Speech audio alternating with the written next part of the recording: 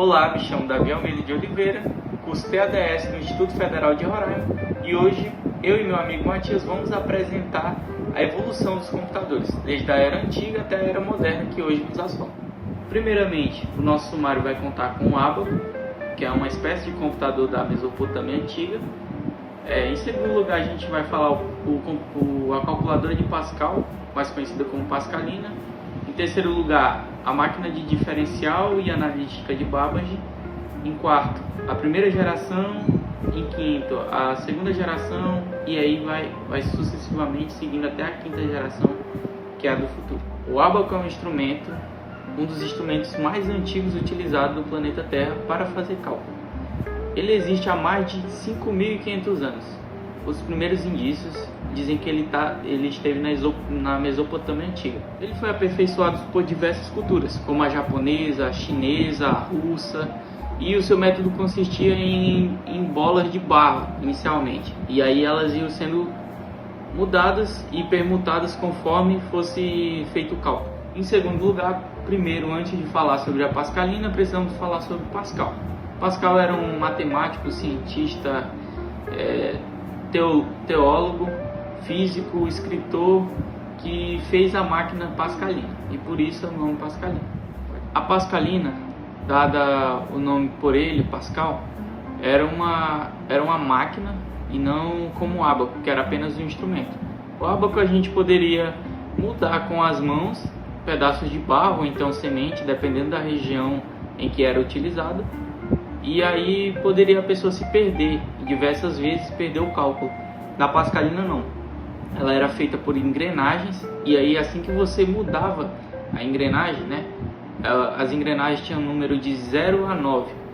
A partir de que você chegava ao 9 de uma, contava 1 na outra.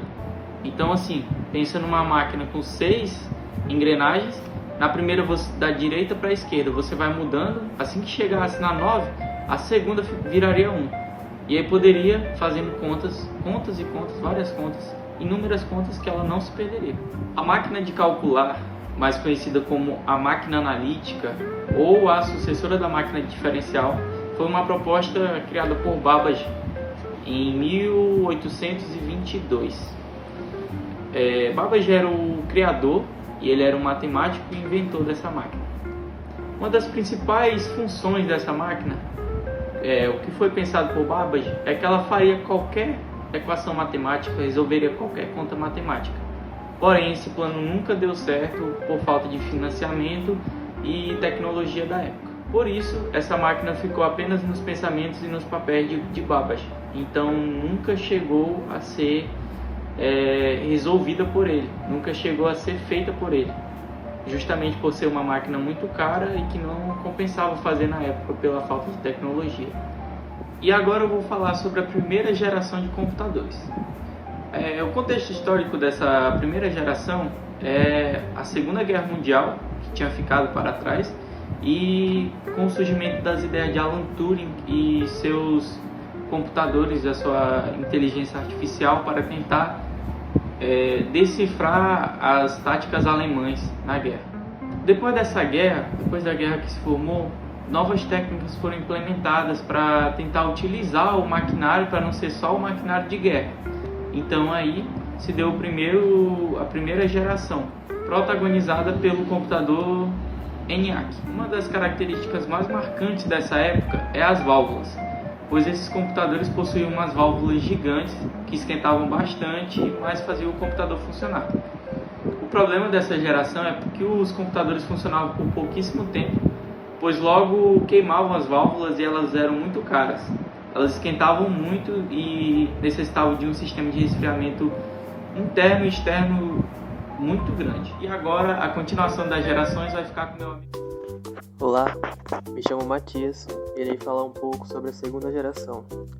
A segunda geração ocorreu no período de 1959 a 64, onde houve a substituição das válvulas eletrônicas pelos transitores, que ocupavam menos espaço em comparação às válvulas. Também nesse período surgiram linguagens de programação mais sofisticadas, como o COBOL. A máquina mais marcante desse período foi o IBM 7030. Foi o primeiro supercomputador Ele era menor em comparação ao ENIAC da primeira geração e executava cálculos em microsegundos.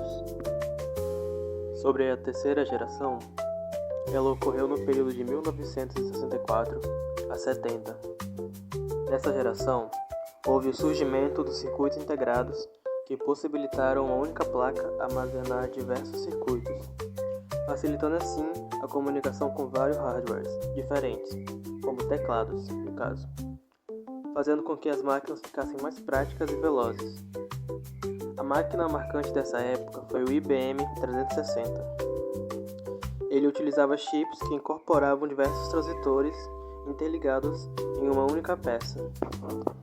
E também possuía uma alta taxa de performance e de intercomunicação, o que possibilitou a viagem do homem à Lua, no caso através do Apollo. Nesse período também houve o surgimento da ARPANET.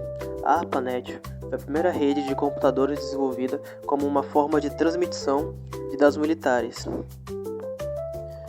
Não muito tempo depois, ela foi usada para executar a Network Protocol Control e um certo período depois também passou a executar a internet como a conhecemos hoje. Em relação à quarta geração, ela ocorreu no período de 1971 a 80.